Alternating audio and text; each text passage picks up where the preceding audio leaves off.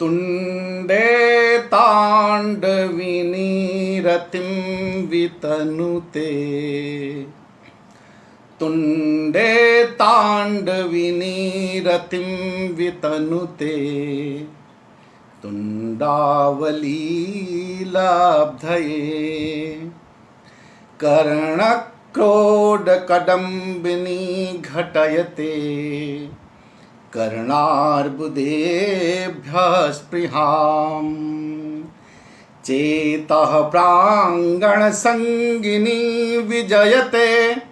सर्वेन्द्रियाणां कृतं नो जाने जनिता कियाद्भिरमृतैः। कृष्णेति वर्णद्वयी नो जाने जनिता कियाद्भिरमृतैः। कृष्णेति वर्णद्वयी। भगवान कृष्ण की इस वंदना के पश्चात संस्कृतम भारतम के इस आमुख पटल पर आज मेघदूत के इस दैनिक पाठ में आप सभी उपस्थित महानुभाव, आदरणीय मेरे जो गुरुजन, मित्रजन, सुहृद, विद्यार्थीगण और हमारे परम प्रिय डॉक्टर अरविंद कुमार तिवारी जी आज उपस्थित हैं। सबको जो भी मेरे सामने दर्शन दे रहे हैं, मेरे गुरुजन, मेरे प्रियजन, सबको मैं अपना प्रणाम निवेदित करता हूं। और प्रतिदिन की बात आज जैसा कि आप जानते हैं कि हम मेघदूत के पूर्व मेघ का 31 पद्यों तक पाठ कर चुके हैं। आज हम 32वें श्लोक का पाठ करेंगे। तो सर्वप्रथम आइए मंदाक्रांता छंद को हम लोग गुनगुनाते हैं, फिर आगे प्रसंग पर आते हैं।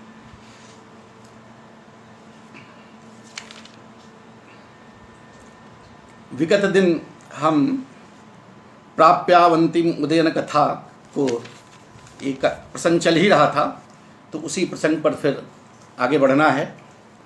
तो चलिए पहले हम मंदाक्रांता छंद से एक उसका भी मंगलाचरण करते हैं। दीर्घी कुर्वन् पाटुमदकलं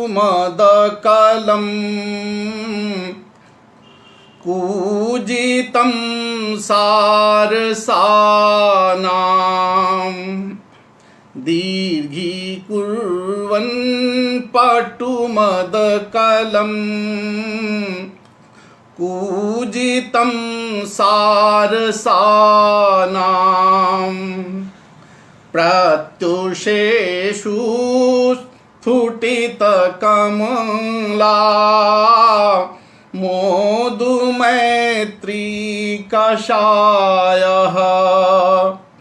यत्र स्त्रीणां हरति सुरता ग्लानिमङ्गानुकूलम्।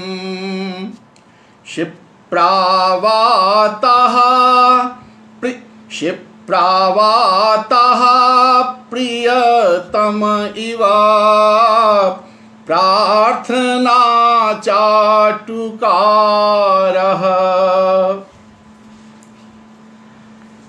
पिछले प्रसंग में आपने सुना उस यक्ष ने मेघ को कि ऐसे वत्सराज उदयन की कथा को जानने वाले जो ग्रामीण बुजुर्ग लोग, वृद्धगण हैं, उनके द्वारा उस अवंती जनपदों उनकी कथाओं को सुनते हुए जब तुम वत्सराज उदयन की कथा सुनोगे तो उसमें अवंती नरेश महासेन प्रद्योत का भी प्रसंग तुमको मिलेगा ही। और उस समय वो उज्जैनी नगरी कैसी है, वो जैसे स्वर्ग श्री विशालाम विशालाम आपने पढ़ा कि वो लक्ष्मी की शोभा से विभूषित है। और जो वहाँ पर निवासी गण हैं वो ऐसे ऐसे नहीं हैं, वो जिनका पुण्य क्षीण हो गया है यानी कि न प्रकार स्वर्ग में, वो इस धरती पर आए हुए हैं। और जो कुछ बचा खुचा उनका पुण्य था, उस पुण्य के कारण एक उस स्वर्ग के खंड के समान उस उज्जैनी नगरी में निवास कर रहे हैं। ऐसी उस उज्जैनी नगरी में जाओगे। तो इससे हम लोगों ने क्या सीखा कि उज्जैनी नगरी उस समय कालिदास के समय बड़ी समृद्ध थी, एक स्वर्ग के टुकड़े के समान थी, खंड के समान थी। तो मैं उस दिन जो प्रसंग छेड़ा था यही कि उज्जैन से पहले कौशाम्बी का महत्व रहा होगा, क्योंकि कौशाम्बी को भी एक स्वर्गपुरी की स्वर्ग की तुलना में बनाई हुई एक नगरी एक के भांति उसको उद्धृत किया गया था। मैंने बताया कि गुणाढ़ की बृहद कथा में बड़े स्पष्ट अक्षरों में उदयन की उस नगरी का वर्णन मिला था, जिसमें श्री विशालाम को अगर हम वहाँ से तुलना करें तो ये निश्चित रूप से प्रतीत होता है कि गुणाढ़ की जो बृहद कथा थी वो चूँकि सबसे पहली बृहद कथा है और उसी पे आधारित सोमदेव की जो कथा सरित सागर है, उसके आधार पर ही हम ये निश्चित होता है कि कौशाम्बी उस समय की सबसे प्राचीनतम नगरी थी और उसी के समकालीन ही उज्जैनी नगरी भी थी। एक जैसे ही नगर थे। तो यह प्रसंग चल रहा था। अगर हम और भी उद्धरणों से इसको प्रमाणित करना चाहें तो 6वीं शताब्दी का आचार्य है, कवि है, वो महाराज हर्ष, उनकी जो कृति रत्नावली है उसमें भी उदयन और वासवदत्ता का प्रसंग है। मैंने बताया था कि महाकवि भास सबसे पहले नाटककार माने जाते हैं। 13 उनके नाटक प्रसिद्ध हैं और वो कालिदास से पहले माने जा चुके हैं। इसलिए कालिदास ने भी मालविकाग्निमित्रम में अपनी वो सूत्रधार के शब्दों में उन्होंने स्वयं उनका नामोल्लेख किया है, भास जैसे 2-3 कवियों का, कि इनको वो स्मरण करते हुए आगे वो अपने नाटक का शुभारंभ करते हैं। तो जब कालिदास स्वयं अपने नाटक में उनका नाम उल्लेख करते हैं तो फिर कोई प्रसंग तो उनसे कोई शंका रह नहीं जाती है। और फिर मैंने कल बताया कि भास के नाट्य कृतियों में जो वर्णन है, जैसे कई उन्हें पातुम न प्रश्नों को उदाहरण दिया, किमी मंडना नाम का उदाहरण दिया, ऐसे कई पद्य हैं जिसका कि कालिदास ने स्वयं पूरा भाव का भाव ले लिया है। बड़ा आश्चर्य होता होगा सुनकर के सबको कि भास के पद्यों को कालिदास ने पूरा अपने अभिज्ञान शाकुन और अपने काव्यों में पूरे भाव को भाव लिया है। वो थोड़ा विषयतर हो जाएगा, इसलिए उस प्रसंग को मैं थोड़ा विस्तार नहीं कर रहा हूँ। अब जिस कौशाम्बी की तुलना में उज्जैनी की बताते हैं, वत्सराज उदयन का महत्व देता है, उसका उज्जैन से किस प्रकार का संबंध है, इस प्रसंग को भी थोड़ा मैं आज बताना चाहता हूँ। क्योंकि वो कथा आप देते हैं ग्राम वृद्धान, बड़े बुजुर्ग लोग भी उस उदयन की कथा को प्राचीन काल में कहते हैं, तो इस युग के भी लोग थोड़ा से जान ले। बहुत से जो विद्वान हमारे बीच में बैठे हैं, सुन रहे हैं, वो विशेष रूप से वो तो सब ज्ञानी हैं, उनके लिए मेरा ये लेकिन जो विद्यार्थी गण हैं, जो अपरिचित हैं महाराज उदयन और प्रद्योत के प्रसंग से, उदयन और वासवदत्ता की कथा से, तो स्वप्न वासवदत्तम और प्रतिज्ञा यौगन धारण, जो दो ऐसे नाटक हैं महाकवि भास के, जो केवल कौशाम्बी पे आधारित हैं और उदयन वासवदत्ता के प्रणय प्रसंग पर हैं।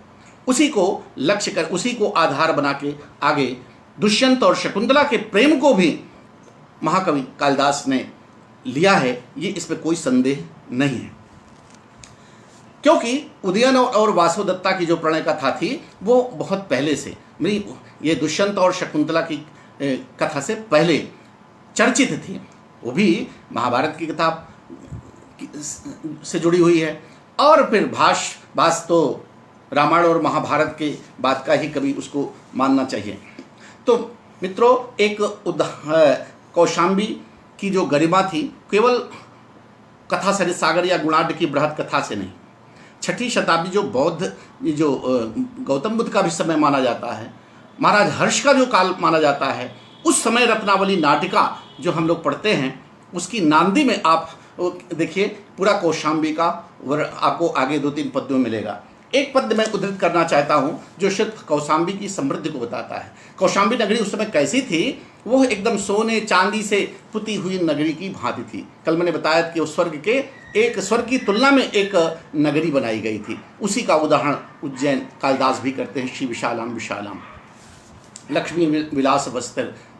ये उदाहरण कल मैंने दिया था, तो उसको नहीं फिर से कर। तो आज आप देखिए कि रत्नावली में एक पद्य है, बहुत प्यारा है, आप सुनिए, कौशाम्बी पर आधारित है, सुनिए।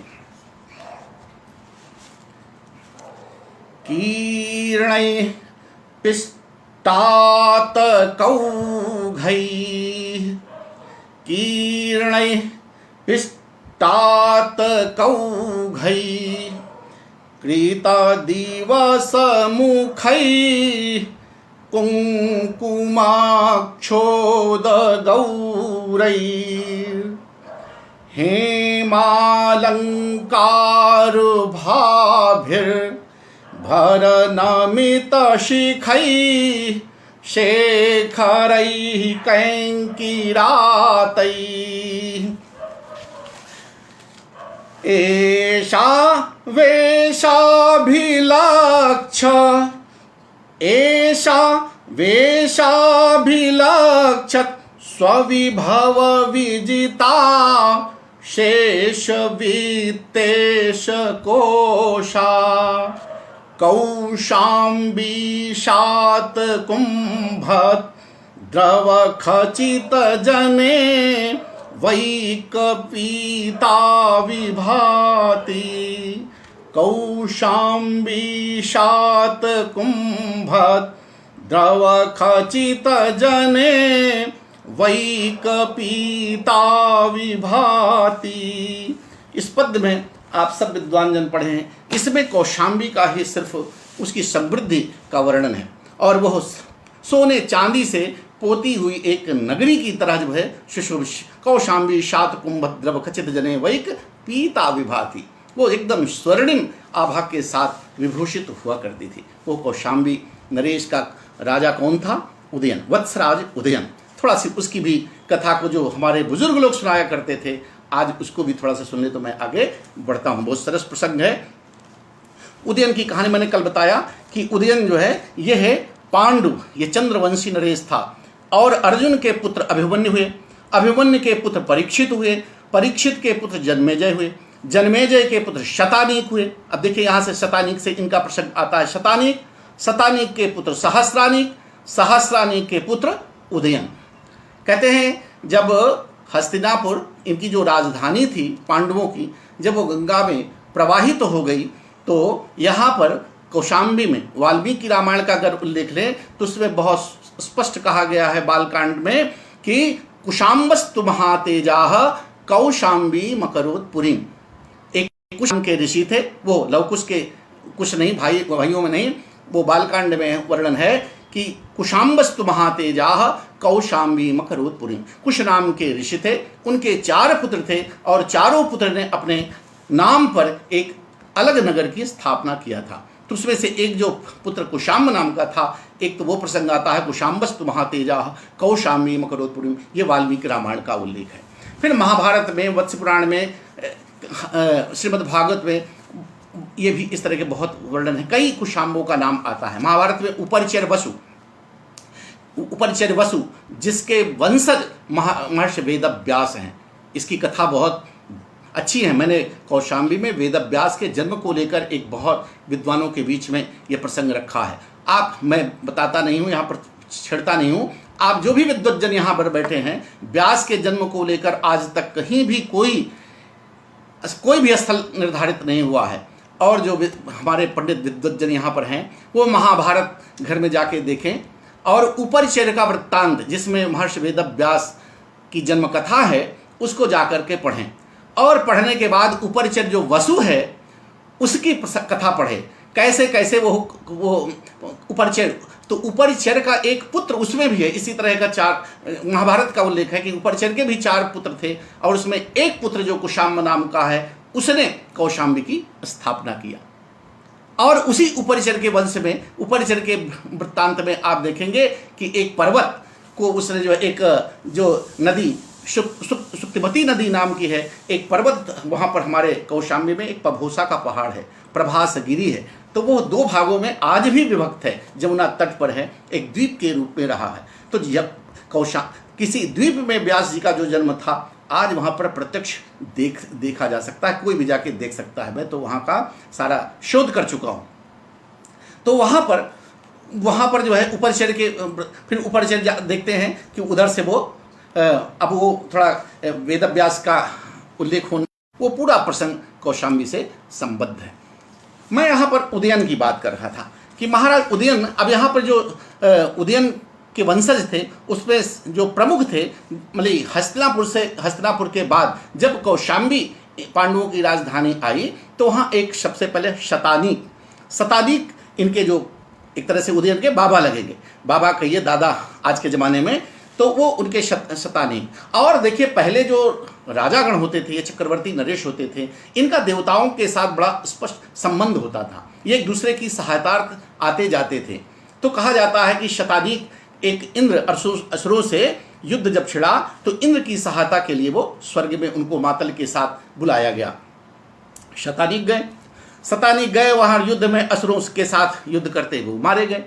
जब मारे गए तो इंद्र को बड़ा क्षोभ हुआ, इंद्र को दुख हुआ कि भाई हमारे साथ एक उपकार। तो उन्होंने क्या किया कि एक जो विजय उत्सव बनाया, चूंकि उसमें ये शहीद भी हुए, वीरगति प्राप्त किए थे, तो इनके पुत्र सहस्त्रार्जुन को उन्होंने वहाँ पर स्वर्गलोक में आमंत्रित किया। मातली आए और उनके साथ ये, यहाँ भाई मातली हैं, ध्यान रखिए, कालिदास मातली का भी प्रयोग करते हैं। तो यहाँ भी मातली, ये सब पौराणिक कथाएं हैं। तो मातली को ये मैं कथा सुना रहा हूँ, ये सोमदेव के कथा सरिसागर भी कथा आती है, और फिर बौद्ध ग्रंथों में भी इस तरह की कथा है, उसमें इसी तरह की कथा, थोड़ा नाम परिवर्तन किए गए हैं बौद्ध ढंग से। तो यहाँ पर मृगावती, तो ये फिर सहस्त्रार्जुन को उन्होंने बुलाया, आमंत्रित किया कि भाई उनके पुत्र को बुलाओ इस महोत्सव में। तो सहस्त्रार्जुन जब गए वहाँ स्वर्गलोक में, वह उत्सव चल रहा था, तो वहाँ जानते हैं कि एक से अप्सराएं थी। बड़ा सरस प्रसंग है इसलिए मैं सुना रहा हूँ, विषेतर आप मत समझिए ये। तो वहाँ पर वो जब सभा बैठी थी, नाच गाना सब स्वर्गलोक में इंद्र के साथ सब बैठे हैं, ब्रह्मा जी बैठे हैं, सब बैठे हैं। तो वहाँ एक तिलोत्तमा नाम की अप्सरा थी। तो सहस्त्रार्जुन चूंकि मर्तलोक से गए थे तो उस पर उनकी निगाह गड़ी थी, बार बार उसी को वो देख रहे थे। तो थोड़ा भी निगाह कहीं भी हो तो पता तो चली जाते कि भाई ये क्या देख रहा है। तो वहाँ सभाओं में ब्रह्मा जी की दृष्टि पड़ गई। भाई जो संरक्षक होता है, संयोजक होता है, देखता रहता है कि कहाँ कौन किसकी निगाह जा रही है। तो ब्रह्मा जी ने देखा कि शतानीक कुछ भटक रहे हैं, इनकी कुछ मन भटक रहा है, तो इंद्र की ओर संकेत किए। तो इंद्र जो है उनको समझ गए ब्रह्मा की बात को। तो उन्होंने कहा कि भाई आप जिस चीज़ की चिंता कर रहे हैं, जो आप चाह रहे हैं, वो हो पृथ्वी मर्तलोक में आपकी जो संगनी है वो जन्म ले चुकी है। वो कैसे? उसके लिए भी कहा कि एक बार ऐसे ही सभा लगी थी ब्रह्मा जी की, तो वहाँ एक विधूम नाम का एक वसु पीछे से प्रवेश करके, वहीं जैसे सभा होती है, कोई फंक्शन चल रहा हो, कोई पीछे आके बैठ जाए, तो वो विधूम बैठ गया। और वो एक अलम्बुजा, देखिए नाम, अलम्बुजा नाम की एक अप्सरा को वो टकटकी लगाकर उसको घूर रहा था। आज के ज़माने में उसको घूर रहा था।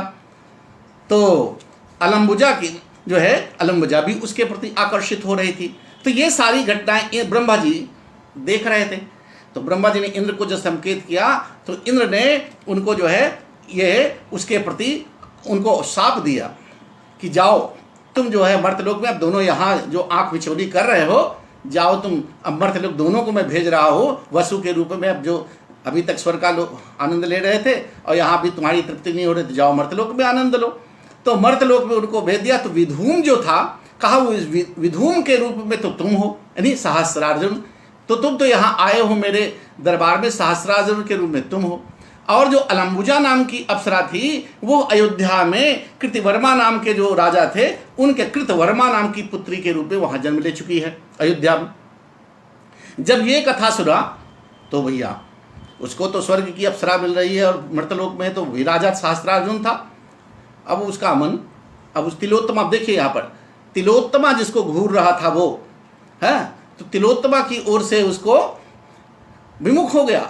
और उसने जब देखा कि मेरी प्रेसी तो मर्तलोक में अयोध्या में उत्पन्न हो चुकी है कृतवर्मा की पुत्री के रूप में, तो वो भी प्रसन्न हुआ। अरे वो तो महाराजा की पुत्री है, राजकुमारी है, चलता हूँ।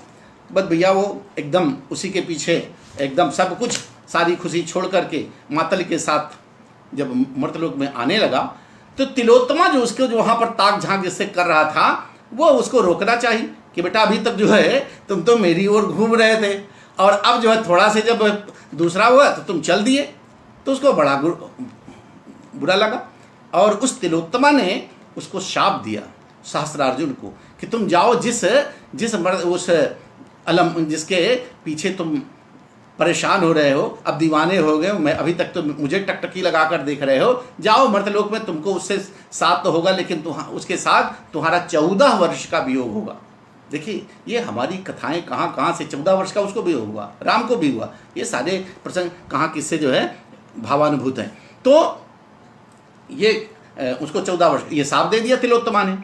अब जब सहस्त्रार्जुन आए तो अपने युगंधरायण, उसके जो मंत्रीगण हैं, युगंध का पुत्र था युगंधरायण, तो उनको सबको बुलाया और कहा, अयोध्या भेजा, कहा भी जाओ और वहाँ कृतवर्मा से निवेदन करो कि वो उनकी पुत्री ऐसा है, मैं उसको विवाह करना चाहता हूँ।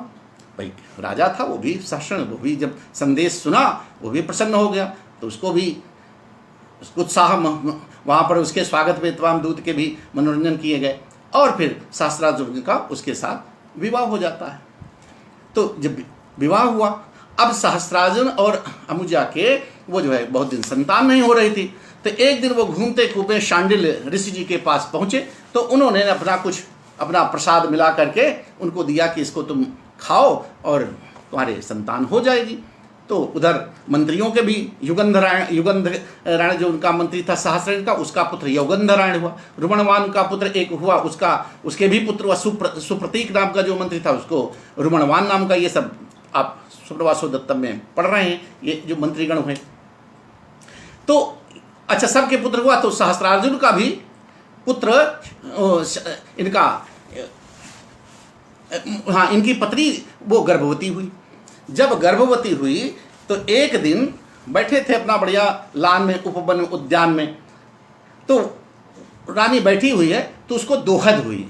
दोहद कहते हैं गर्भावस्था में जो इच्छा होती है, चाहे खाने की, चाहे पीने की, चाहे घूमने की, टहलने की, है। तो भगवान राम ने भी सीता की गंगा स्नान करने की, जो भागीरथी में स्नान करने की, उसको भी पूर्ण कराया था। तो उस दोहद इच्छा को पूर्ण करने के लिए उसकी इच्छा क्या हुई? इच्छा हुई कि उसको बढ़िया एक लाल टब में, एक रंगे हुए लाल रंग का जल ऐसा हो एक टब में, कि उसको लाल रंग में उसको अपने शरीर को रंगने की इच्छा हुई। तो राजा ने क्या किया कि एक टब में जो है लाल रंग घुरवाया और उसको उसमें नहलवा दिया, डुबो दिया। अब डुबो दिया तो सारा उसका कलेवर जो है वो लाल रंग का हो गया। जब लाल रंग का हो गया तो वही लाल में बैठे थे, तो बाज उधर से एक ऊपर से बाज उड़ता हुआ आया और सोचा कि ये लाल लाल जो है कोई मांस का पिंड है, और इसको जो है, तो बाज मुंह में दबाया और उसको लेके उड़ गया। अब उड़ गया तो पकड़ो पकड़ो पकड़ो पकड़ो, कौन पकड़ पाता है भाई? अब कहाँ लेके चला जा रहा है? अब जब कुछ दूर चला गया, अब सोचिए कौशाम्बी से पबोसा कितना है? 12-14 किलोमीटर है। अब 12-14 किलोमीटर अगर गरुड़ लेकर उसको एक किसी स्त्री को जा रहा है तो वो थकेगा नहीं क्या? तो कौशाम्बी जो उदयन का जो महल था, वहाँ से पबोसा की दूरी 12-14 किलोमीटर पड़ती है आज के नाप से, और उस समय भी यमुना के किनारे यमुना तट पर वो भी, यमुना तट पर वो भी।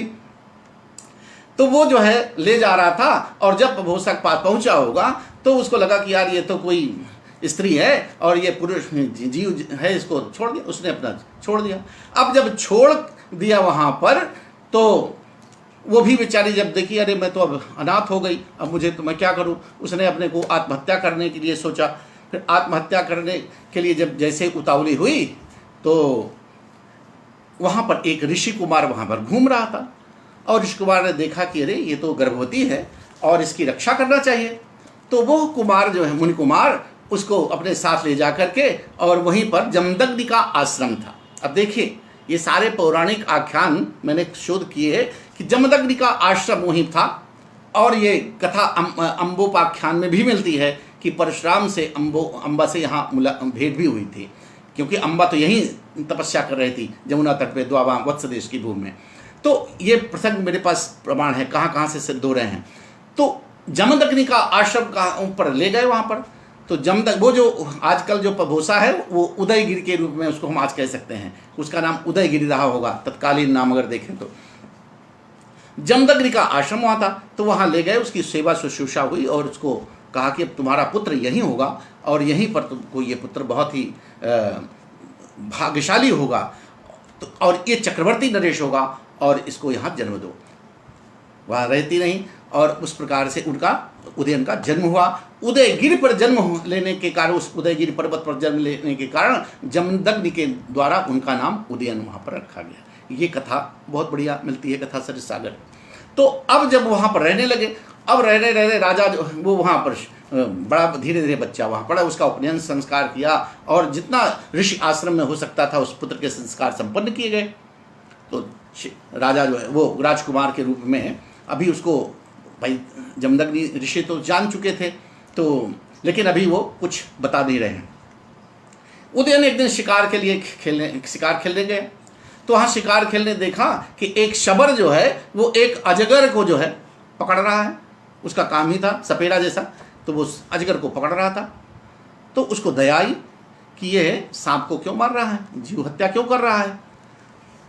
तो उसने कहा ये तो मेरा व्यवसाय है, यही मेरी रोजी है, अगर ऐसा नहीं करूँगा तो मैं भूखों मरूंगा। तो कहा देखो अच्छा ठीक है, तुम एक अपनी माँ के द्वारा उसने पहना रखा होगा बच्चे को, लोग एक पहचान है, माँ के पास रहा होगा, तो उसको एक चुड़वा कंगन पहना रखा था उदयन को कि लो उसमें सहस्रानी नाम लिखा था, जैसे शकुंतला के उसके जैसे दुष्यंत अंगूठी में लिखा था, तो इसके कंगन में देखिए, आपके और भी प्रसंग इसमें आप लोग जोड़िए कि वो कंगन उसको दिया, उस कंगन में सहस्रानी लिखा हुआ था। तो उसको क्या पता, उदयन को पता नहीं कि सहस्रानी कौन है, ये है वो, तो चूंकि उसको बताया नहीं गया था कुछ। तो उस अजगर की उन्होंने रक्षा किया। तो अजगर की रक्षा करने के बाद सवर खुश होकर चला गया, कंगन पाया कि चलो भाई मैं सांप को तो मैं क्यों मारूंगा, इसको मारने से तो मेरी रोजी रोटी है। तो फिलहाल उसको मारा नहीं, अजगर प्रसन्न हो गया।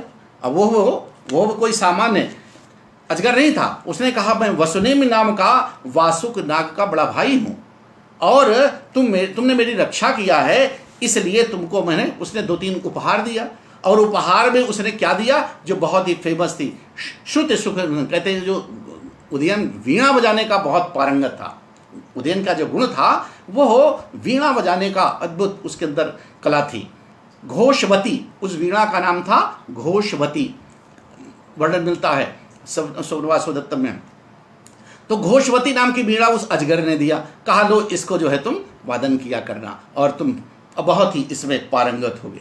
एक उसने कभी न मुरझाने वाली माला भी दिया कि तुम ये माला भी रखो अपने पास, इसको भी दिया। और इस तरह से उसने 2-3 चीज़ें उनको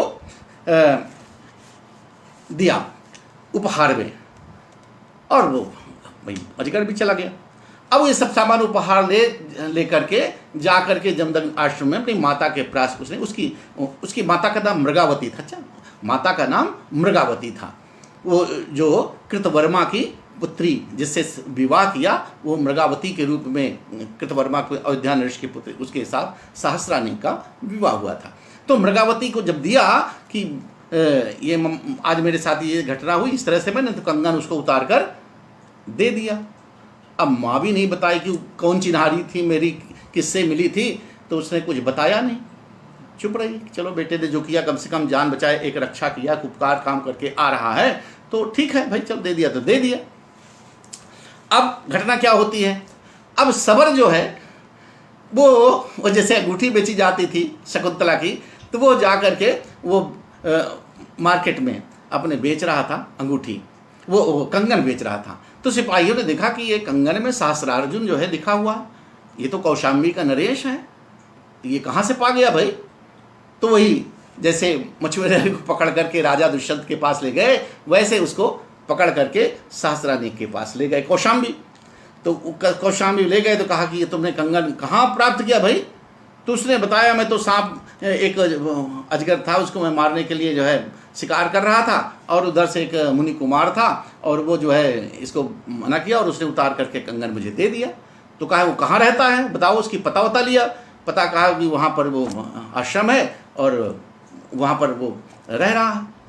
तो शास्त्रार्जुन को तुरंत ज्ञात हो गया ये तो मेरी महारानी का है। वो गदगद हो गया, खुश हो गया कि चलो जल्दी उससे मुझको ले चलो। तो उसने सिपाहियों को, सैनिकों को लिया और वो जा करके वहीं, अब देखिए 12-14 किलोमीटर वो भी सैनिकों के साथ पैदल गया होगा, जैसे भी गया होगा। फिर अब वहाँ गया और उसने देखा मृगावती ने, जैसे शास्त्रार्जुन को देखा तो एकदम भाई भाव विभोर हो गए। पति पत्नी प्रेमी मिले तो 14 वर्ष का वनवास, 14 साल राज उदयन भी नौजवान नवयुवक हो गया था। तो उन लोगों ने उनको किसी 14 वर्ष बाद वहाँ पर उनका मिलाप होता है। जमदग्नि ऋषि जी उन दोनों का जो है मिलन कराते हैं। अब उनको वो कथा सब तो ज्ञात हो चुकी थी कि ये महाराज ये उदयन तो बहुत ही प्रतापी नरेश हुआ। तब वहाँ से उसको आशीर्वाद दे करके उदयन विदा करते हैं कि ये तुम्हारा पुत्र उदयन है और ये बहुत चक्रवर्ती सम्राट होगा, बड़ा गुणवान होगा, बड़ा यशस्वी होगा और इसको ले जाओ। उसके बाद सहस्त्रानी उदयन को लेकर के आते हैं कौशाम्बी, और कौशाम्बी में उदयन को वत्सराज, चूँकि वत्स देश था उस समय, उसकी राजधानी कौशाम्बी थी, तो उदयन को वत्सराज की उपाधि से वहाँ पर विभूषित किया गया। तो ये शतानीक, सहस्रानीक और सहस्रार्जुन, ये 3 कौशाम्बी के राजा थे। इसके पहले जो राजा थे चंद्रवंशी, वो हस्तिनापुर पांडव कुल के राजा थे। तो शतानीक से प्रसंग आता है कौशाम्बी का। तो उदयन जो है वत्सराज उदयन के रूप में यहाँ होता है। अब यहाँ पर जो पिछला प्रसंग आप पढ़ रहे थे कि ये प्राप्यावंतिम उदयन कथा को ग्राम बंधम, अब आगे जो है उदयन और वासवदत्ता, अब ये भी प्रसंग आपके आगे आ रहा है। थोड़ा सा प्रसंग इस पर फिर जान लीजिए तो मैं आगे, ये बहुत ही, चूंकि वासवदत्ता उदयन का प्रसंग आ गया, उज्जैनी का प्रसंग, तो उज्जैनी में महासेन, प्रद्योत और उदयन का कैसे संबंध हुआ इसको आप थोड़ा से जान लीजिए। उदयन चूंकि बहुत प्रतापी नरेश था उस समय, और ये महासेन प्रद्योत जो थे, इनकी जो रानी थी, इनके संतान नहीं हो रहे थे। अवंतिका उसका नाम था, अवंतिका जिसके नाम पर अवंती देश पड़ा है, उसकी प्रद्योत की पत्नी का नाम था अवंतिका। इसीलिए अवंत प्रदेश आज ये हम कहते हैं, जिसको उज्जैनी जो राजधानी समझी जाती है। तो उनके संतान नहीं हो रही थी, तो किसी तरह से उनकी वही, फिर उनको कोई ऋषि का सानिध्य हुआ और उनको आशीर्वाद मिला कि आपको एक पुत्री के रूप में जन्म होगा, और वह पुत्री बड़ी आपकी भाग्यशाली होगी और वो बहुत अच्छे कुल में जाएगी। तो ये भाई ठीक है, उनको आशीर्वाद मिला और वो वासवदत्ता के रूप में उसका वहाँ जन्म हुआ। वासवदत्ता धीरे धीरे बड़ी होने लगी। जब बड़ी हो जाती है बेटी तो फिर माता पिता को उसकी विवाह की चिंता होती है। तो एक दिन राजा प्रद्योत और अवंती को स्वप्न होता है कि हमारी पुत्री विवाह करने योग्य है, और कोई उदयन का नाम सुन रखा था कि बड़ा ही प्रतापी राजकुमार है, और लेकिन उस समय थोड़ा छोटे छोटे जो टुकड़े होते थे, ये राज्य छोटे छोटे टुकड़ों में व्याप्त था। तो उस समय एक राजनीति ये भी थी कि जो छोटे छोटे राज्य हैं उनको वैवाहिक संबंध करके उनको आपस में मिला करके एक बड़ी राजधानी के रूप में स्थापित किया जाए। देखिए ये इतिहास भी कहता है कि तो राजाओं का एक ये मनोविज्ञान था कि ये उनका ये समझ लीजिए कि भाई आज हमारी इनकी जो है पट्टे दुश्मनी या ये राज्य हमारे अधीन नहीं है, तो चलो कोई ना कोई किसी कारणवश इनको वैवाहिक संबंध करके अपने राज्य में मिला लिया जाए, ये भी इच्छा थी। तो इधर उदयन प्रतापी नरेश था ही, तो प्रद्योत भी होशियार था, कुशल था, उसके गुणों को सुन चुका था। अब उदयन को पकड़ना, उदयन को अपने वशीभूत करना बहुत मुश्किल था, क्योंकि वो भी, उसके पास सेना की कमी नहीं थी। हालांकि उदयन बड़ा धीर ललित नायक था, उसके पास रानियों की संख्या बहुत थी। धीर ललित नायक के रूप में उसका वर्णन करूँ तो उसके 4-5 रानियां तो आप ही पढ़ रहे हैं, पद्मावती, स्वामावती, मृगा, ये रत्नावली, तो ये सब, और भी बौद्ध ग्रंथों को देखें तो कम से कम उसकी अनेक रानियों का जिक्र आता है। तो उदयन धीर ललित नायक के रूप में थोड़ा वो मौज मस्ती करता था, राज्य से उसको चिंता नहीं थी। राज्य को संभालने वाला उसका मंत्री जो यौगंधरायण था, रुमणवान दो थे, उनको वो सारे कार्य वो करते थे। तो यौगंधरायण उनका बड़ा तेज मंत्री था। तो प्रद्योत ने क्या किया कि राजा को ऐसे नहीं वशीभूत किया जाता है। उदयन के दो गुण बहुत बड़े थे। उदयन तो एक वीणा, घोषवती वीणा जो उसको मिली थी, वीणा बजाने में पारंगत था। उसके समान कोई वीणा बजाने लगता था तो वो बड़े से बड़े जंगल में हाथी उसकी ओर दौड़ाते थे। ये देखिए उसकी कला थी।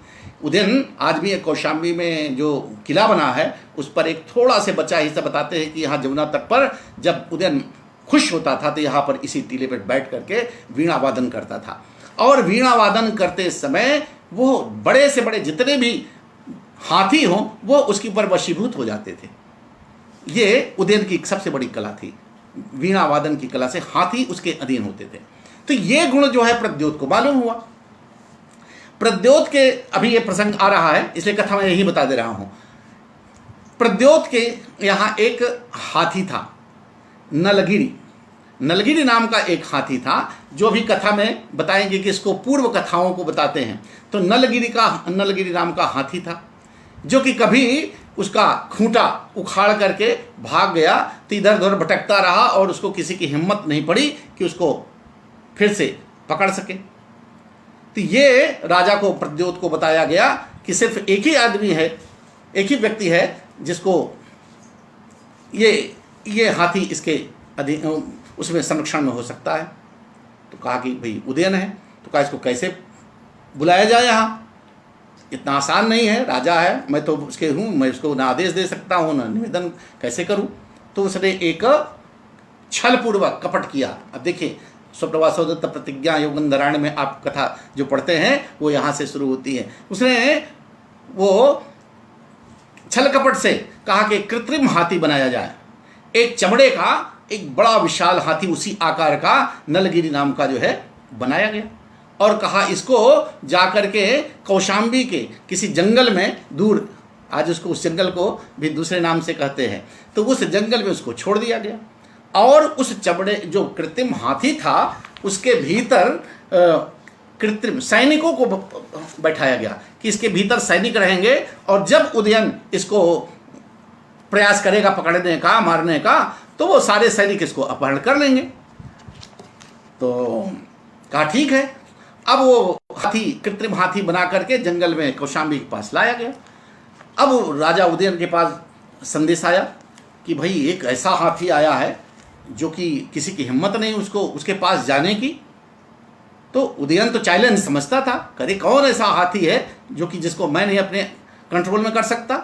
तो कहा चलो चलता है, और सैनिकों को दूर से ही कहा तुम लोग मेरे साथ नहीं चलोगे, चलो दूर पर रहो, मैं अकेले इसका सामना करूंगा और उसको मैं अपने वशीभूत करूंगा। ये उसका थोड़ा अहम था।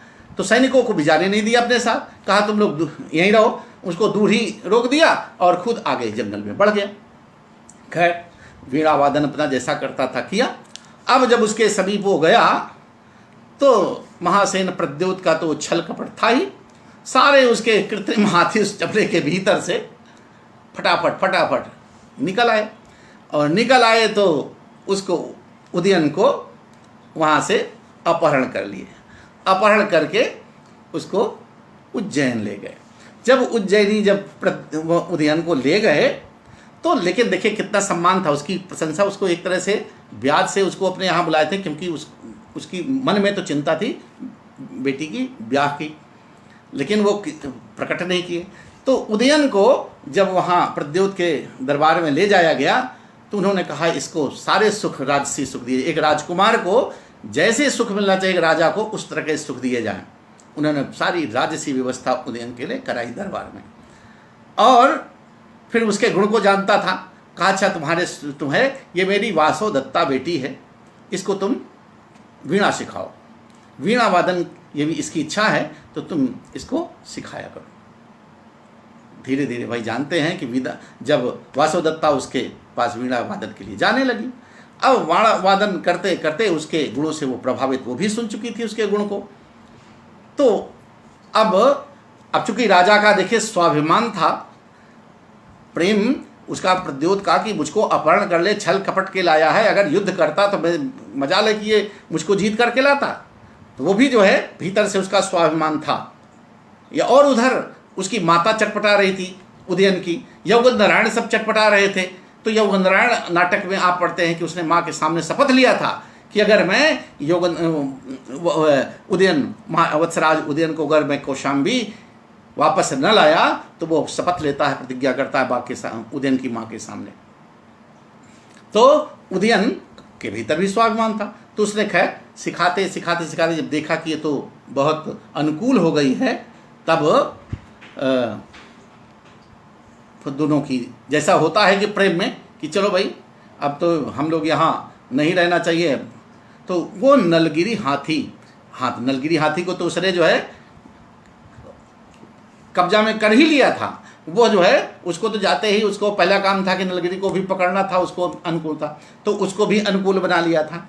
तो नलगिरी हाथी क्या काम किया, अब उसने रात में एक दिन प्लान बन गया वासुदत्ता के साथ कि अब हमको तो हम यहाँ नहीं रह सकते हैं, हाँ, घर जमाई बनना मुझे पसंद नहीं है, मैं तो राजकुमार हूँ और तुमको अगर मेरे साथ प्रेम है, चलना है तो कौशाम्बी फिर चलो, किसी से पूछने की ज़रूरत नहीं है। और उसने रातों रात कहते नलगिरी उस हाथी को तैयार किया और दोनों उस नलगिरी हाथ से रातों रात उसको दौड़ा करके वत्सराज कौशाम्बी आ गए। ये नलगिरी की कथा है। बौद्ध ग्रंथों में भी ये कथा मिलती है, नलगिरी की कथा, ये हाथी की कथा जो है वहाँ भी मिलती है। तो बंधुओं देखिए ये प्रसंग मैंने उदयन और वासुदत्ता का प्रेम कैसे हुआ, उदयन का जन्म कैसे हुआ, उदयन का ये कौशाम्बी किस प्रकार से समृद्धशाली रही, उज्जैन के साथ इसका क्या संबंध बना, किस तरह से बना, ये सारे प्रसंग आपने को मैंने यहाँ बता करके मुझे लगा कि ये जब गांव के बुजुर्ग लोग ये कथा सुनाया, यही कथा बुजुर्ग लोग सुनाया करते थे, यही कथा जो है किसी को यहाँ वर्णन कर रहे हैं कि प्राप्यावंतिन उदयन कथा कोविद ग्राम वृद्ध। तो ये जो ग्राम वृद्ध लोग थे यही उदयन की कथा सुनाते थे। आप लोगों को मैंने सुनाया, आपका समय आज मैंने बहुत लिया तो इसके लिए क्षमा चाहता हूँ। फिर भी एक पद्य तो मैं आपको प्रारंभ करता ही। चलिए अब उज्जैन जब पहुंच गया तो उज्जैन में जैसा कि आपने कल अट्टालिकाओं का वर्णन देख लिया कि उनकी सुंदरियों को देखना है, आज वो क्या कहता है कि दीर्घी कुर्वन् पटु मद कलन कूजितं सारसानां प्रत्युषेषु स्फुटित कमला मोदमैत्री कषायः यत्र स्त्रीणां हरति सुरता ग्लानिमङ्गानुकूलः क्षिप्रावातः प्रियतम इव प्रार्थना चाटुकारः। तो कहा यत्र प्रत्युशेष, अब जहाँ पर जब तुम उज्जैन में प्रवेश जाना, जहाँ पर कहते हैं उस उज्जैनी नगरी में पहुंचकर तुम प्रत्युशेषु यानी प्रातः काल, आप कभी उज्जैन जाइए तो वहाँ सब दर्शन के लिए हम लोगों को सौभाग्य मिला है। प्रत्युष प्रातः काल हमने महाकाल का दर्शन, वहाँ की आरती, भस्म आरती, क्षिप्रा नदी के तट का वहाँ पर दर्शन, वहाँ की वायु, ये सब अभी भी वहाँ लोग जाते हैं और इसका अनुभव करते हैं। तो कहते हैं उस उज्जैनी में प्रातः काल प्रत्युषेषु, प्रातः काल किसके, सारसानाम पटु मदकलम कूजितम। सारस हंस के आकार का एक जो पक्षी होता है लंबी लंबी टांगों वाला, तो उसको सारस कहते हैं। वहाँ पे सारस नदी किनारे, क्षिप्रा नदी है वहाँ की, तो क्षिप्रा नदी के किनारे पर जो टहलने घूमने वाले सारस हैं, तो उन सारसों के पटु माने एकदम कुशल, पटु माने एकदम स्पष्ट, जो मुखरित जो आवाज़ करते हैं बड़ी स्पष्ट होती है।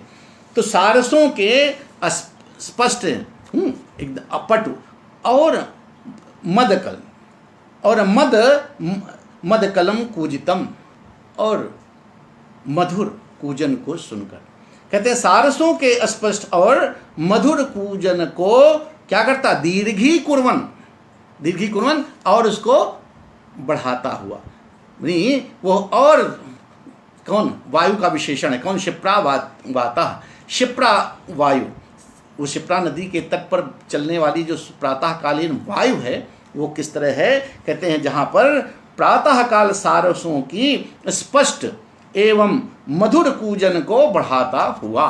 भाई बोलते हैं तो हवा चलती है तो और उसकी जो है जैसे आवाज़ गूंजती है, हाँ? और आगे जाती है, तो उसको और भी समृद्ध करते हुए, उसको और भी बढ़ाता हुआ। और कैसे, स्फुटित कमलामोद मैत्री कषाया, स्फुटित विकसित हुए, खिले हुए स्फुटित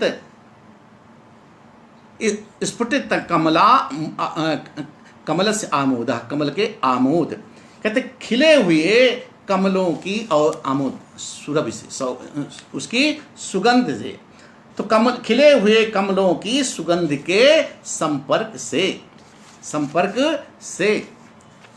कितना सुगंधित,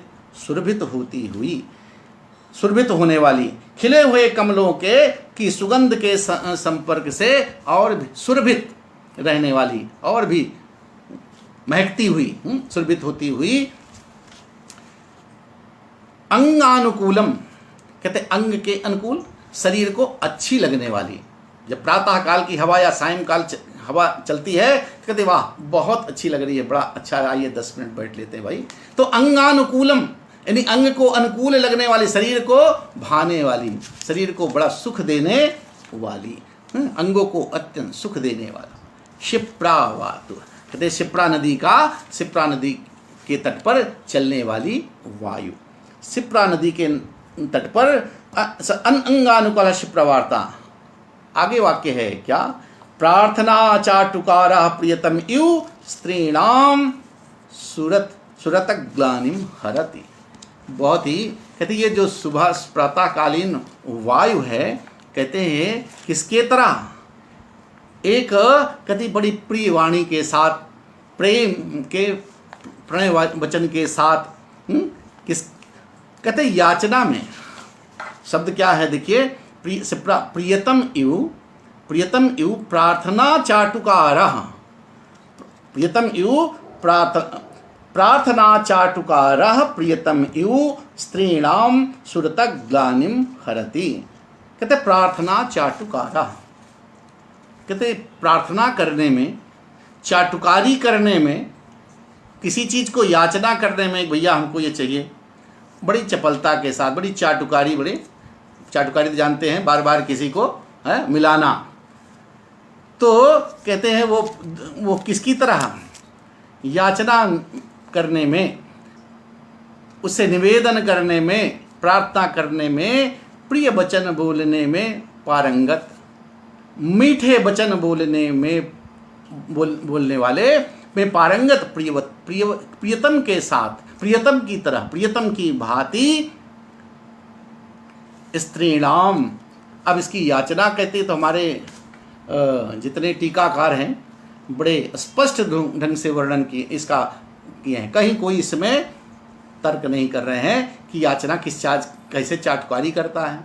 तो कहते कोई प्रियतम कौन सी चाटुकारी करेगा, कहते प्रियतम अपनी प्रियतमा से जब सुख प्राप्त करना चाहता है तो एक बार उसने रत सुख ले लिया है, रत सुख का आनंद उसको मिल चुका है, फिर भी उसकी अभी तृप्ति नहीं हुई है और उसको उस इच्छा को तृप्त करने के लिए अपनी प्रियतमा को फिर मना रहा है, फिर उसे चाटुकारी करना है एक बार और पुनः उससे रत सुख की सुखानुभूति पाने वाले प्रियतम की भांति वो शिप्रावाता, जो प्रातःकालीन जो हवा है वो क्या करती है, स्त्रीणाम सुरतः ग्लानिम हरति, वो स्त्रियों की सुरत रतिजन्य जो थकावट है, थकान है, उसको अपहरत, उसको दूर करती है। तो कहते हैं वो स्त्रियों के रति खेद को दूर करता है। कौन? क्षिप्रावात। वो क्षिप्रावात कैसा है?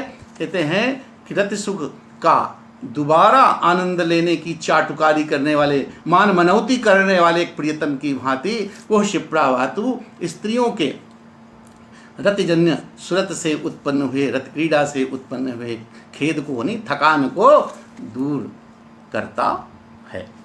क्षिप्रावात है कैसी? उसके यहाँ पर विशेषण दिए गए कि उस उज्जैनी नगरी में जहाँ वह वायु कैसी है, जहाँ प्रातः काल सारसों के पटु स्पष्ट और मधुर कूजन को बढ़ाता हुआ, मधु कूजन से उसको आगे, उसको और भी वृद्धि करता हुआ, जैसे होता है कभी कभी, जैसे जब हवा चलती है तो यहाँ से आप कुछ बोलिए तो फिर हवा अगर बढ़िया है तो और दूर जाती है। लाउड स्पीकर आपका बज रहा है, उधर जिस ओर हवा चलेगी उधर अगर उसका मुख है तो वो दूर तक और जाएगी। तो ये भाव कि जब वो सारसों की जब होती है तो प्रातःकाल की आयु सारसों की ध्वनि से उसको, सारसों की मधुर और स्पष्ट कूजन को आगे और बढ़ाता हुआ, और खिले हुए कमलों की सुगंध के मिल जाने से और भी सुरभित होने वाली, और भी सुगंधित लगने वाली, अंगों को सुख देने, अंगानुकूलम, अपने शरीर को सुख प्रदान करने वाली, अंगों को अच्छी लगने वाली।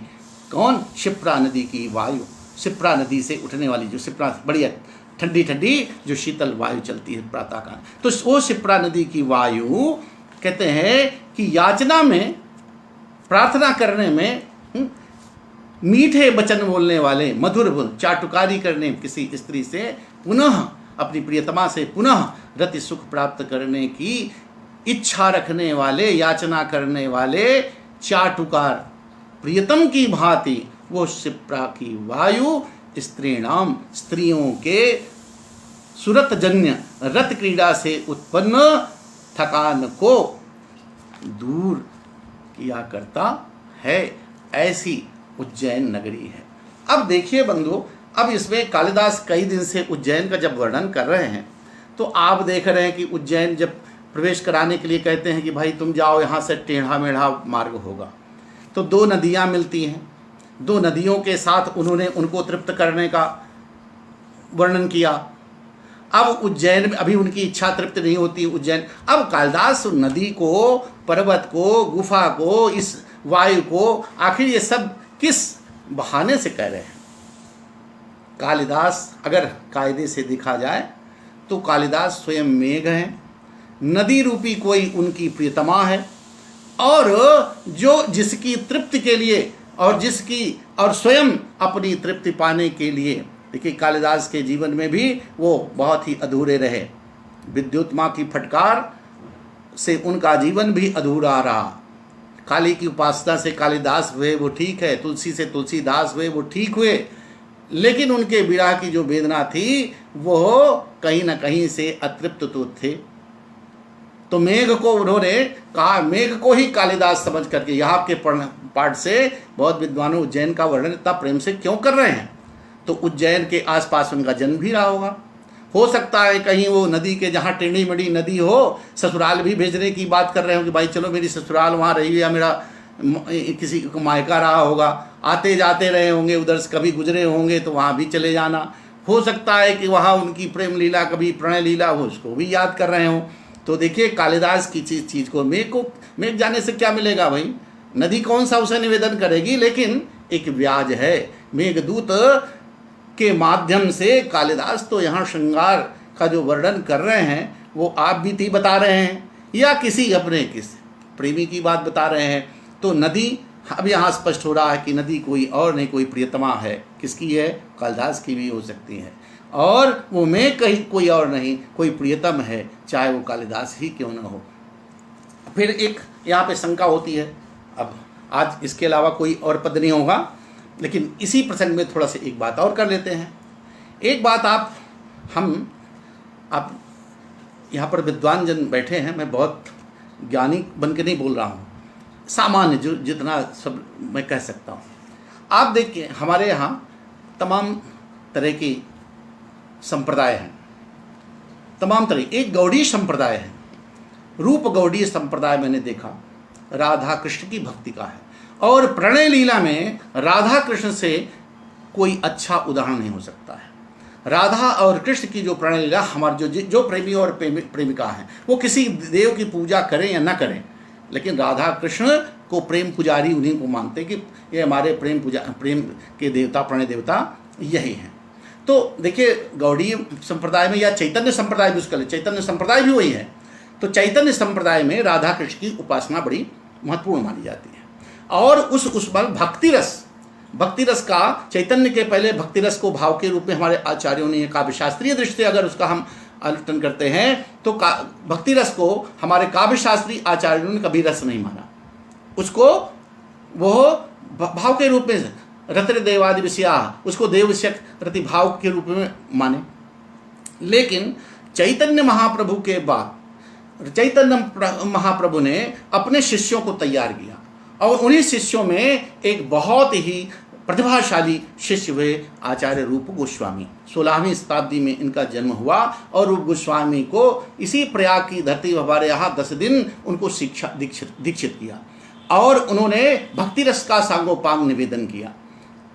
और जब वो इतने प्रभावशाली थे, इतने वो प्रतिभाशाली शिष्य बने, तो चैतन्य ने उनको कहा कि अब तुम पूर्ण रूप से भक्ति रस के रंग में रंग गए हो, अब तुम वृंदावन जाओ और वहाँ जाकर के तुम चैतन्य संप्रदाय का, चैतन्य भक्ति रस का जो है गुणगान करो। वहाँ जाकर उस व्यक्ति ने, आप शास्त्र काव्य शास्त्री लोग यहाँ बैठे हैं जानते हैं कि रूप गोस्वामी ने 3 काव्य शास्त्री ग्रंथ लिखा, भक्ति रसामृत सिंधु, उज्ज्वल नीलमणि, नाटक के रूप में नाटक चंद्रिका, और 3 बड़े महत्वपूर्ण नाटक भी लिखे राधा कृष्ण को लेकर के, विदग्ध माधवम, ललित माधवम और दान केली कुमुदी। मैं समझता हूँ आप श्रृंगार परक नाटक में इससे संस्कृत साहित्य में इतना सरस नाटक आपको नहीं मिलेंगे। कालिदास के पद्यों को इन्होंने भाव को लिया है, उनकी नकल किया है, कहीं कहीं पद्य का पद्य पूरा लिया है, ये बात है।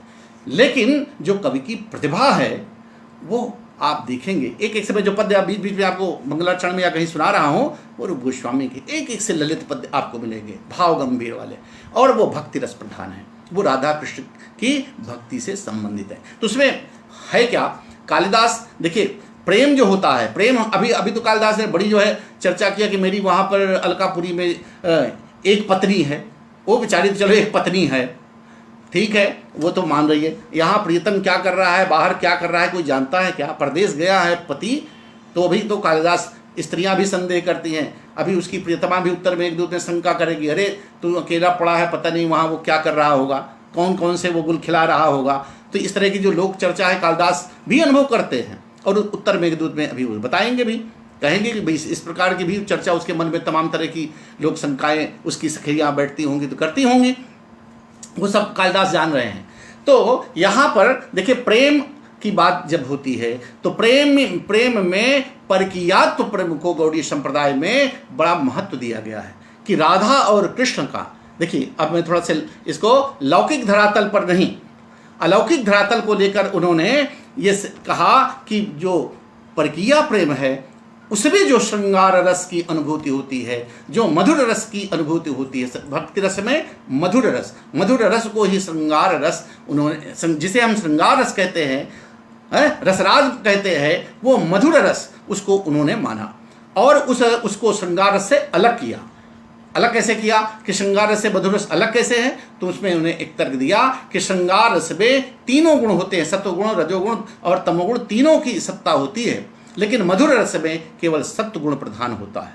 और वो मधुर रस राधा कृष्ण के संबंध में, उनके नायक और नायिका एक दूसरे के आलम्बन राधा और कृष्ण होते हैं, लेकिन उनका जो प्रेम है वो परकीयात्व में जितना पुष्ट होता है, परकीयात्व भाव में जब होता है तो अलग होता है। राधा भी है, रुक्मिणी भी हैं, अन्य गोपिकाएं भी हैं। कृष्ण को क्यों जो है इतना आदर मिला, कृष्ण को कहा, यानी यहाँ तक तमाम शंकाएं होती। आज भी लोग कहते हैं अरे कृष्ण इतने भगवान थे, इतने लोग नकल भी करते हैं लोक में, तो कहते हैं कि ये कृष्ण इस तरह से उनके चरित्र पर भी लांछन लगाते हैं, राम ऐसे थे, कृष्ण को देवता के रूप में उन पर आरोप लगाते हैं। तो ऐसा नहीं है। शुकदेव जी से परीक्षित जी ने भी पूछा था भागवत में, कहा कि कृष्ण के विषय में बताइए कि ये 16,000 गोपियों के साथ रास लीला करते हैं, रुक्मिणी राधा पता नहीं कितनी इनकी गोपिकाएं हैं, तो ये इनके चरित्र में क्या ये अच्छा है? इस बात को सुखदेव जी ने श्रीमद् भागवत में बड़े स्पष्ट अक्षरों में कहा कि देखिए, अग्नि का स्वाभाविक गुण है जलाना, स्वाभाविक गुण है, और कृष्ण का स्वाभाविक गुण है श्रृंगार रस, रसावतार, आनंद, आह्लाद। तो भगवान श्री कृष्ण का जो अवतार हुआ है इस धरती पे, वो आनंद देने के लिए हुआ है। वो रसावतारी हैं, वो रसिक शिरोमणि हैं, रसिक बिहारी हैं। और राधा उनकी चूंकि संगनी है, इसलिए उनको रासेश्वरी राधा के रूप में उनके साथ उनका सानिध्य हुआ है। तो रासेश्वरी जो राधा हैं वो श्री कृष्ण की वो स्वकीय हैं। तो स्वकीया श्रीमद् भागवत में राधा का नाम कहीं नहीं लिया गया, राधा का नाम कहीं एक बार भी नहीं आया है, लेकिन वो उनकी नित्य स्वकीया हैं, नित्य स्वकीया कांता हैं। उनके साथ उनका एक संबंध है। श्री कृष्ण है तो श्री माने राधा, उसको कहा गया कि श्री राधा और कृष्ण का तादाद में एक है, अलग ही नहीं है। लेकिन वहाँ जितना परकीयात्व का आनंद आप देखते हैं, और परकीया में लौकिक में देखिए, लोक में तो उसको निंदनीय माना गया। अगर लोक में अगर कृष्ण को राधा को लेकर के लोग नकल इस तरह करेंगे तो पूरा समाज हमारा बिगड़ जाएगा। लेकिन लोग मानते हैं क्या? मानते नहीं है। प्रेम तो लोग करते हैं, और प्रक्रिया प्रेम भी करते हैं। तो प्रक्रिया में होता क्या है, थोड़ा अंतर इसमें आप देख लीजिए। प्रक्रिया में कहा गया कि बहुवार्य मानता, प्रच्छन्न कामुकता और परस्पर दुर्लभता, ये 3 चीज़ें प्रक्रिया में, स्वकीय में नहीं हो सकता है। बहुवार्य मानता एक स्वकीय है, या कोई किसी के साथ अपनी विवाहिता पत्नी है, या नहीं भी है, मान लीजिए भी विवाह नहीं हुआ है, तो उसको घर परिवार भाई बंधु है, कोई देखने वाले, आप पार्क में कोई प्रेम कर रहा है तो उनको ये तो डर रहती है कोई देख न ले, कोई जान न ले। तो ये बहुवार्य मान्यता उनकी एक स्वाभाविक मन में बंधा रहता है, डर बगी रहती है। वो बैठे हैं लेकिन उनका चित्त प्रेम भी कर रहे हैं और दूसरी जगह है। बहुवार्य मान्यता। प्रच्छन्न कामुकता, प्रक्रिया में है कि अपने भीतर बड़ी कामना है, बड़ी कामुकता है, लेकिन वो ढकी हुई है, छिपी है, न प्रेमी कह पाता है न प्रेमिका कह पाती है, दोनों छिपाए हुए हैं, दोनों कह नहीं पा रहे हैं। स्वकीया में ऐसा नहीं है। स्वकीया में तो भाई अपनी संपत्ति है, जब कामुकता हो, जो काम हो तो उसकी पूर्ति कर सकते हो। स्वकीया में ऐसा नहीं है। और एक दूसरी है परस्पर दुर्लभता। बहुवार्य मानता, प्रच्छन्न कामुकता, परस्पर दुर्लभता। परस्पर दुर्लभता, स्वकीया दुर्लभ नहीं है। स्वकीया तो अपने पास है भाई, उसमें कोई बंधन नहीं है। लेकिन प्रेमिका जो है वो कैसी है, परस्पर दुर्लभता है। उससे जब संकेत स्थल पर मिलने की तैयारी होगी तभी मिलेगा। कालिदास वो नदी किनारे क्यों मिलते थे, पर्वत पर गुफा में क्यों मिलते थे, वहाँ जाने की क्या ज़रूरत थी? तो घर मेरे को क्यों वहाँ पर भेज रहे हैं? तो ये सारी चीज़ें जो व्यास से कही जा रही हैं, तो प्रेमी और प्रेमिका के बीच में परकीया प्रेम में जितनी तड़प होती है वो स्वकीया में नहीं होती है। ये वहाँ पर बड़े सिद्ध किए गए हैं, बड़े शास्त्रीय ढंग से इसको सिद्ध किया है। इसकी पूरा भक्ति रसामृतन और मधुर उज्ज्वल निर्मण तो इसके ग्रंथ ही हैं, उसमें आप पढ़िए, एक एक से रसिक प्रसंग है। तो ये प्रसंग चूँकि परकीयात्व में प्रेम की प्रगाढ़ता, प्रेम की पराकाष्ठा अधिक मानी गई है, इसलिए अपने प्रेम में, अपनी स्वकीया में जिस प्रेम की अनुभूति नहीं होती है वो परकीया में होती है। उसमें जो तड़प होती है, उसमें जो बहुवार्य मानता, प्रच्छन्न कामुकता और परस्पर दुर्लभता की ख्वाहिश होती है, वो चीज़ जो डर होती है वो अन्यत्र नहीं होती है। तो कालिदास प्रेम के कवि तो है ही है, चाहे वो दुष्यंत शकुंतला का हो, चाहे यहाँ पर यक्षिणी का हो, तो किसी न किसी रूप में वो इसको प्रदर्शित करते हैं। लेकिन इसके बाद भी परकीया प्रेम को राधा कृष्ण के नाटकों में या राधा कृष्ण के प्रेम में दिखा करके इस लौकिक को ज्ञान भी दिया गया है कि लोक में ऐसा अनुकरण नहीं करना चाहिए। क्यों? उदाहरण भी आप देख लीजिए, राधा और कृष्ण की, शिव और पार्वती की किसी भी तरह की मूर्ति, चाहे वो आप मंदिरों में जाते हैं कि किस तरह कितने एक से विभत्स, एक से जो है मूर्तियाँ आप देखते हैं, रथ क्रीड़ा करते हुए, आलिंगन करते हुए, तमाम प्रेम प्रदर्शन की आप मूर्तियां देखते हैं मंदिरों में, तो विशेष रूप से आप देखते हैं। लेकिन वहाँ आपकी दृष्टि सात्विक रहती है, वहाँ आपके मन में विकार नहीं होता। राधा कृष्ण की मूर्ति कैसे भी देखिए, कहीं भी चित्र देखिए, आप उस कभी मन में विकार नहीं आएगा, सत्व गुण ही वहाँ रहेगा। पार्वती शंकर को भी किसी भी रूप में पढ़िए, किसी भी मूर्ति में देखिए, तो वो सत्व गुण ही आपके प्रभावित करेगा। लेकिन पार्क में किसी प्रेमिका को समुद्र किनारे और नदी किनारे देख लीजिए तो मन मचलेगा, मन जो है आपको उद्दीप्त करेगा, रसाभास होगा। तो ये चीज़ें सारी हमारे शास्त्रीय ढंग से, सामाजिक दृष्टि से, हर तरह से भी समझने की चीज़ है।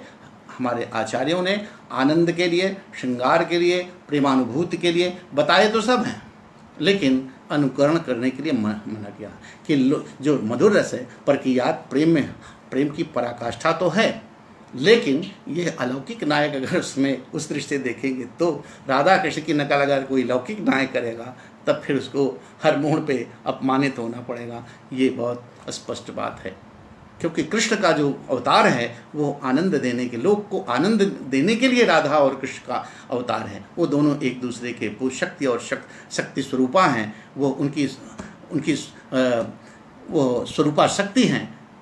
तो राधा और रासेश्वरी और रसिक शिरोमणि भगवान जो रसिक शेखर श्री कृष्ण है, वो एक दूसरे के परम ह्लादिनी शक्ति बताया गया है। राधा को परम ह्लादिनी शक्ति और वो शक्तिमान के रूप में काव्य में बताया गया। तो आज ये थोड़ा बहुत विषयतर बातें बहुत हुई, लेकिन मैं समझता हूँ कि कुछ सरस प्रसंग रहा होगा। उदयन का प्रसंग आपको बताया, ये मेरे मन में, चूँकि ये मेरे बड़े अनुकूल विषय आ गए, इन पर मैं बहुत अध्ययन भी कौशाम्बी को लेकर के और इनको पढ़ने का अवसर मिला। ये रूप गोस्वामी को भी मैंने, इस पर मेरी पीएचडी और इन पर मैंने शोध किया। तो रूप गोस्वामी बहुत प्रतिभाशाली, प्रतिभा और पांडित्य का अगर संस्कृत साहित्य में कोई भी उदाहरण देखना है कि काव्य शास्त्रीय आचार्य भी रहा हो और कभी भी रहा हो, तो मैं समझता हूँ कि पंडित राज जगन्नाथ के बाद 16वीं शताब्दी में यदि कोई हुआ है तो रूप गोस्वामी हुआ है। उसके काव्यों को, उसके काव्य शास्त्र को, उसकी भाषा शैली को, उसके मधुर लालित्य को आप देखना है तो उसके काव्यों को पढ़िए। कालिदास के ग्रंथ में भी वो आनंद नहीं मिलेगा जितनी ललित पदावली आपको रूप गोस्वामी के काव्य में मिलेगी। 16वीं शताब्दी का वो आचार्य था, इसलिए उसकी कोई परख हो नहीं पाई।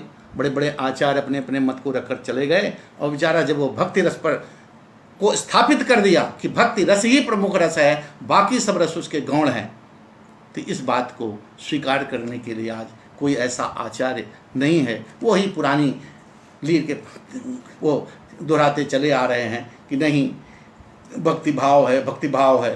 अरे भक्ति भाव के आज तो राष्ट्रभक्ति को भी लोग मानते हैं। तो भक्ति कहीं से वो रस के अंतर्गत उसको, भाई भक्ति में डूबने वाला तो सब कुछ न्यौछावर कर देने वाला है, सब कुछ। और प्रेम की पराकाष्ठा तो वही है जब अपने को समर्पण कर दिए। प्रेमी प्रेमिका भी जब एक दूसरे के लिए समर्पण हो जाते हैं तो वो भी प्रेम की पराकाष्ठा है। भक्ति में भी जब भक्त समर्पण कर देता है तो वो भी प्रेम की पराकाष्ठा है। माम एकम शरणम भगवान स्वयं भी वहाँ पर सिखाते हैं। तो ये अब चूँकि वो आचार्य 16वीं शताब्दी का, उसके बाद कोई उसका सही आकलन करने वाला नहीं हुआ, इसलिए वो बेचारा पड़ा हुआ है। लेकिन प्रतिभा और पांडित्य का मणिकांचन संयोग और संस्कृत वांग्मय में, संस्कृत साहित्य में कहीं देखना है तो एक बार आचार्य रूप गोस्वामी के ग्रंथों को जरूर पढ़ना चाहिए। मित्रों, समय बहुत हो गया, बहुत आज आपका समय लिया। विषय ऐसा था कि मैं भावावेश में कल आपके इस कक्षा में पहले से मालूम होता तो पहले सूचित भी कर देता। मैं थोड़ा नहीं रहा, मुझे भी खल रहा था, बीच में व्यवधान हुआ। डॉक्टर अरविंद कुमार तिवारी जी ने कल पर्यावरण दिवस आपके साथ मनाया, बहुत अच्छा लगा। उनको मैं अपनी तरफ से धन्यवाद देता हूं। ऐसे ही बीच में जब अवसर मुझे कभी व्यस्त होऊंगा तो पहले से प्रोग्राम तय करके आपसे 2-3 का समय, जब तक मेघदूत मैं पढ़ा रहा हूं, मैं खाली नहीं जाने दूंगा। मैं भी कल मन से आप ही के साथ था, क्योंकि अब 10 दिन से पढ़ाते पढ़ाते पता नहीं क्यों लगता है आज नहीं पढ़ाया तो क्या होगा। तो बहुत ही आप लोगों स्नेह के साथ सुन रहे हैं, और आपका इसी तरह से मेरा मनोबल बढ़ता रहेगा तो मैं आगे आप पाठ करता रहूँगा। बहुत बहुत धन्यवाद आपको, बहुत बहुत आभार। आमुख संस्कृतम भारतम के इस आमुख पर्व जितने भी हमारे गुरुजन, आत्मीय, सुहृद, मित्रजन और विशेष रूप से प्रोफेसर मदन मोहन झा जी अगर हैं उपस्थित, नहीं भी हैं तो उनको मैं प्रणाम निवेदित करता हूँ। और इस तरह से ये पाठ अभी चलता रहे, आप सब जुड़ते रहें। बहुत बहुत धन्यवाद, आभार।